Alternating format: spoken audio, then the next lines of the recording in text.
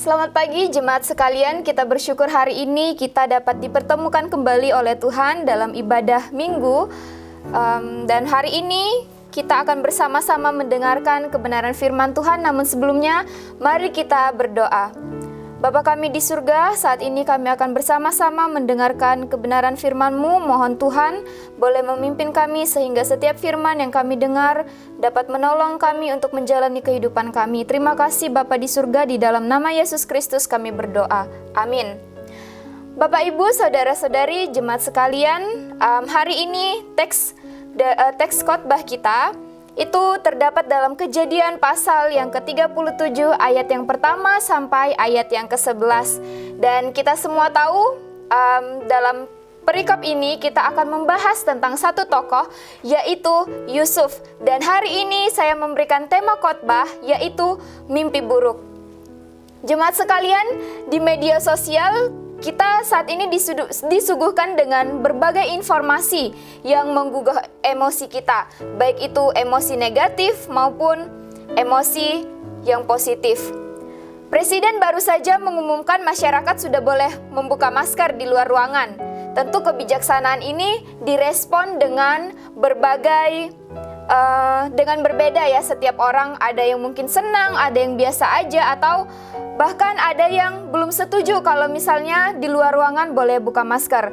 Bagi yang senang itu mungkin mereka adalah orang yang senang beraktivitas di luar rumah gitu ya, karena selama masa pandemi kita itu ketika berada di luar ruangan harus menggunakan masker juga. Mungkin bagi yang merespon dengan biasa saja, mereka adalah memang orang-orang yang tidak terbiasa menggunakan masker. Jadi saat pandemi ya sudah seperti biasa saja, jadi tidak perlu menggunakan masker. Selanjutnya, ada yang belum setuju dengan kebijakan ini, dan mungkin mereka adalah orang yang sangat menjaga diri atau memiliki trauma-trauma tertentu saat pandemi.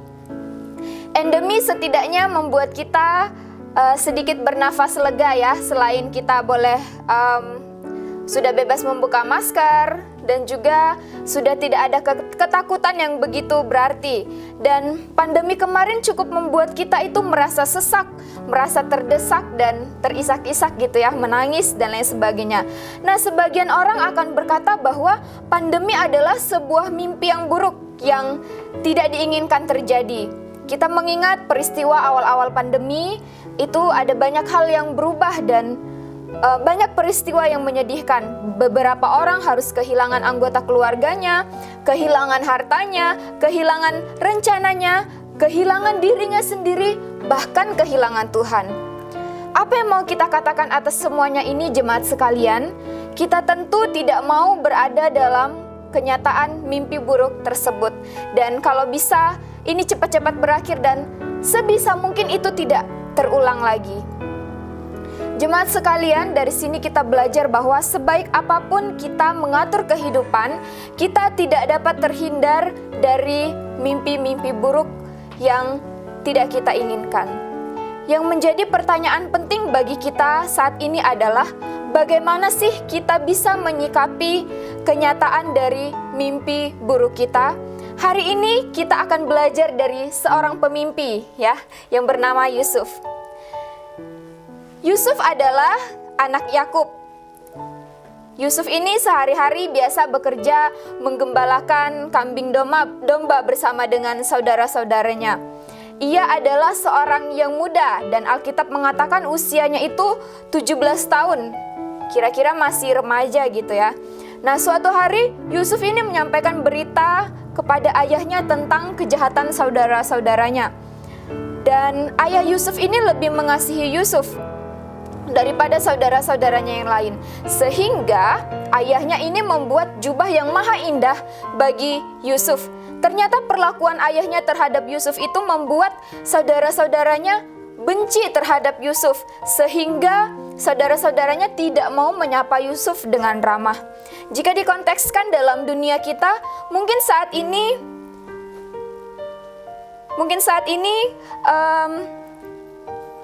Yusuf ini adalah seorang muda yang suka mengadu gitu ya Bapak Ibu, dan begitu polos.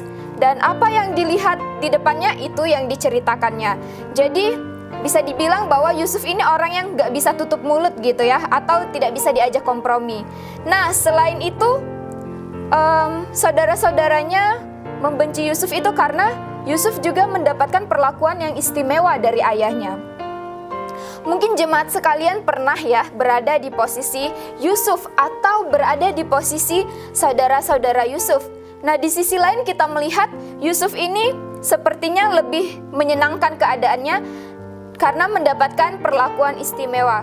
Namun, bukankah kalau kita disapa tidak ramah atau dibenci orang lain, itu adalah hal yang paling menyakitkan Bapak Ibu? Nah, mari kita melihat realita kehidupan kita masing-masing. Bagi Bapak Ibu atau saudara-saudari yang sudah bekerja, mungkin saat ini dihadapkan realita yang hampir mirip dengan cerita Yusuf ini ya. Di tempat kerja, contohnya ada banyak praktik bekerja yang menyimpang dan tidak jujur, dan mungkin hal itu menjadi suatu mimpi buruk bagi kita. Bekerja di tengah-tengah orang yang berlaku jahat atau orang-orang yang berbuat fasik, dan di sana tentu kita akan menjadi dilema atau menjadi serba salah. Ketika kita diperlakukan baik oleh tuan kita atau bos kita, rekan kerja yang lainnya mungkin menaruh perasaan iri hati terhadap kita dan kemudian mempengaruhi sikap mereka terhadap kita. Dan atau malah mungkin kita berada di posisi saudara-saudara Yusuf, masih melakukan hal-hal yang jahat, masih menyimpan iri hati kepada saudara atau rekan kerja kita yang diperlakukan baik oleh bos kita. Nah, Bapak Ibu, kita akan melanjutkan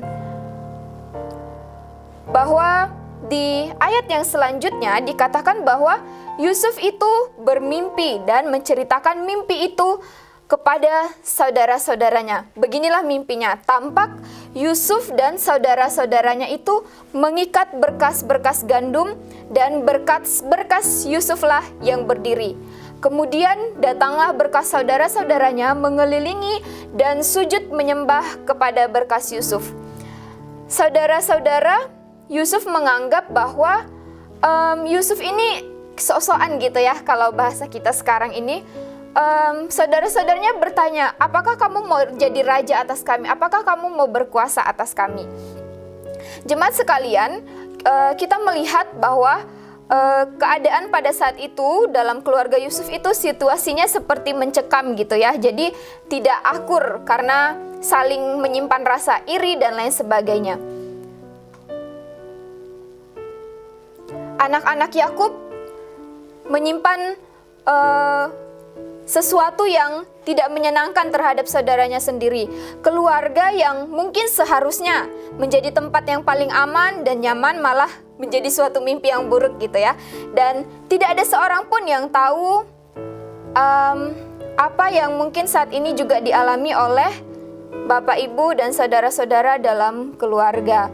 Kita tidak usah jauh-jauh ya, mungkin dalam keluarga kita, orang lain melihat keluarga kita baik-baik saja, namun tidak tahu bagaimana di dalamnya, tidak tahu mungkin dalam keluarga kita sedang mengalami pergumulan yang berat, atau mungkin bagi Bapak Ibu, suami atau istri kita tidak dapat mengerti maksud kita, atau anak-anak tidak mengerti keinginan orang tuanya, demikian juga sebaliknya.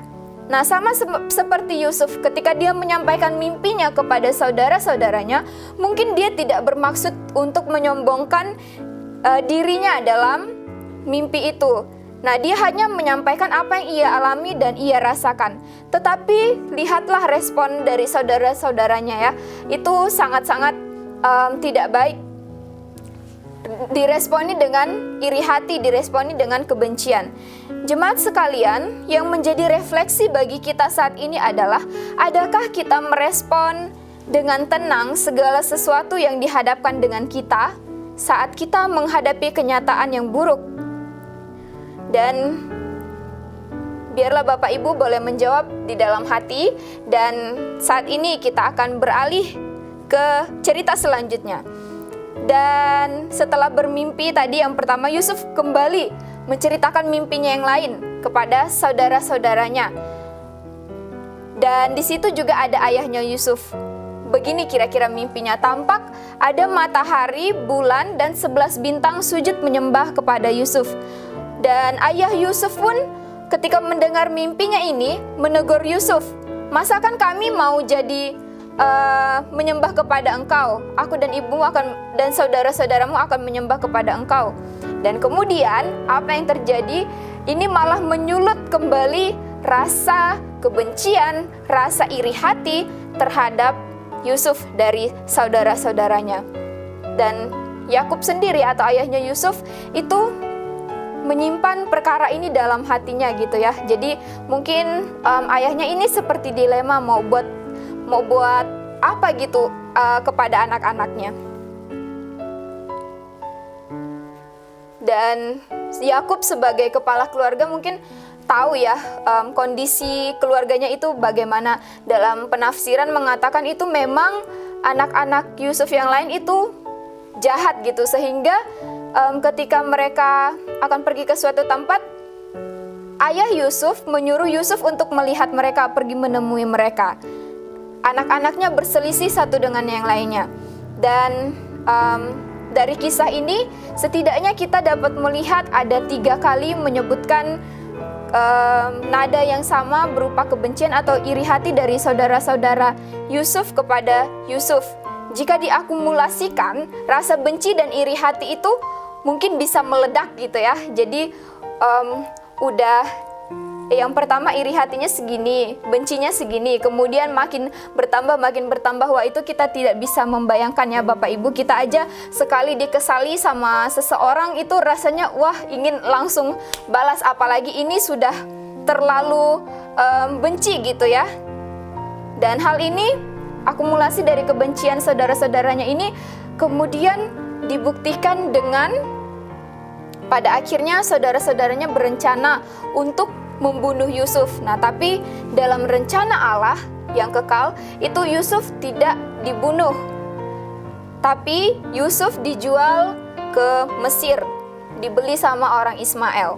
Dan Bapak Ibu, apa sih yang sesungguhnya menjadi mimpi buruk kita saat ini? Mimpi buruk kita saat ini adalah rasa iri hati, rasa kebencian yang ada di dalam hati kita, dan juga rasa ketakutan kita untuk menghadapi segala sesuatu.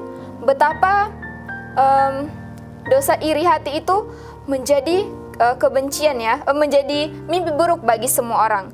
Mungkin saat ini ada di antara kita yang masih bergumul dengan masalah kebencian.